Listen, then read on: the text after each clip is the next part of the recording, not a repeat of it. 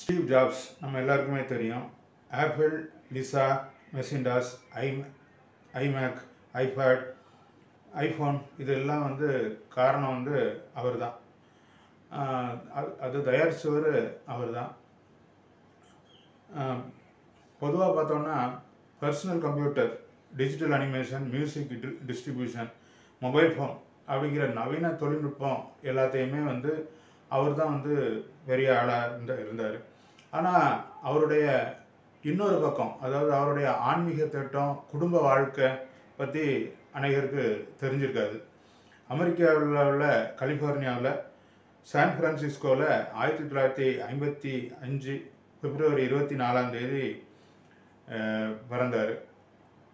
Zone சீவல் சிரியாவிலிருந்து குடிபெயர்ந்து வந்த அப்துல் ஃபுட்டா எண்டாலி அப்படிங்கிற தம்பதிக்கு அவர் பிறந்தார். குடும்ப சூழ்நிலை காரணமாக அவங்க மகனை தத்து கொடுக்கறதுக்கு முடிவு பண்ணாங்க. ஹால் ஜாப்ஸ், கிளாரா ஜாப்ஸ் அப்படிங்கிற தம்பதியினர் உடனே அவரை தத்து எடுத்துக்கிட்டாங்க. ஸ்டீவன் பால் ஜாப்ஸ், ஸ்டீவ் ஜாப்ஸ் தன்னை தத்தெடுத்து வளர்த்தவங்களையே தாய் தந்தை அப்படின்னு சொன்னார். ஆனால் இளம் வயதாகும்போது தன்னை பெற்றெடுத்த தாய் தந்தை யார் அப்படின்னு பார்க்கணும் அப்படிங்கிற ஆர்வம் அவருக்குள்ளே வந்துச்சு. அதே மாதிரி முறையான கல்வியிலையும் அவருக்கு ஆர்வம் இல்லை, நாட்டம் இல்லை. ஓஆர் ஓகானில் உள்ள ரீட் கல்லூரியில் 1972 சேர்ந்தார். ஒரு செமஸ்டர், ஒரே ஒரு பருவம் தான் படித்தார். அதுக்கு பிறகு நின்றுக்கிட்டார். அவருக்கு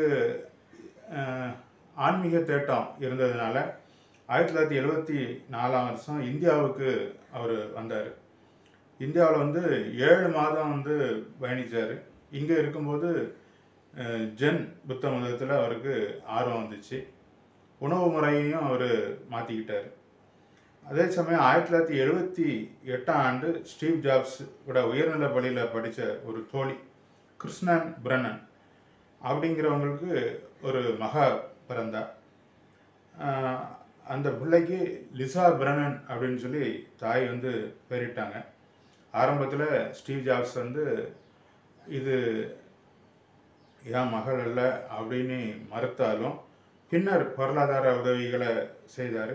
லிசா பிரனன் ஜாப்ஸ் அப்படின்னு சொல்லி அந்த பிள்ளைக்கு பெயர் மாற்றிக்கிட்டார். 1989 ஸ்டென்ஃபோர்ட் பல்கலைக்கழகத்தில் உரையாற்றுக்கு போனார். போகும்போது லாரன் போவலை சந்தித்தார். அங்கே ஸ்டூடெண்ட்டாக இருந்த லாரன் போவலை சந்தித்தார். அது அவங்களுடைய உறவு திருமணம் வரைக்கும் வந்துச்சு. 1991 மார்ச் மாதம் 18 புத்த மத முறைமையின்படி அவங்க திருமணம் பண்ணிக்கிட்டாங்க. அவங்களுக்கு ரீட் அப்படின்னு ஒரு பையன், எரின், ஈவ் அப்படின்னு சொல்லி 2 பிள்ளைங்க இருக்காங்க. மொத்தம் 3 பிள்ளைங்க அவங்களுக்கு. இந்த 3 பிள்ளைங்க மேலேயும் மீடியா வெளிச்சம் படாமல் பார்த்துக்கிட்டாரு. அதாவது லிசாவிடம் இருந்தது போல காட்டிலும் உணர்வுபூர்வமான தந்தையாக இருந்தார்.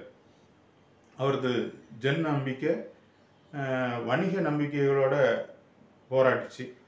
2003 அவருக்கு கணைய புற்றுநோய், பேங்க்ரியாட்டிக் கேன்சர் இருப்பது கண்டுபிடிக்கப்பட்டது. முதல்ல ஆல்டர்னேட்டிவ் மெடிசின் பார்க்குறேன், மாற்று முறை மருத்துவத்தை கையாண்டார்.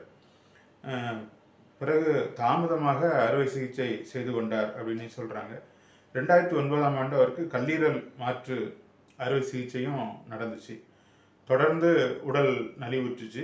2011 அக்டோபர் மாதம் 5 அவருடைய 56வது வயதில் அவருடைய உயிர் பிரிஞ்சிச்சு. கடைசியில் தன் மனைவி பிள்ளைகளை பார்த்து ஓ வாவ், ஓ வாவ், ஓ வாவ் அப்படின்னு அவர் கூறினதா அவர் சகோதரி மோனா சிம்சன் தெரிவிச்சிருக்காங்க.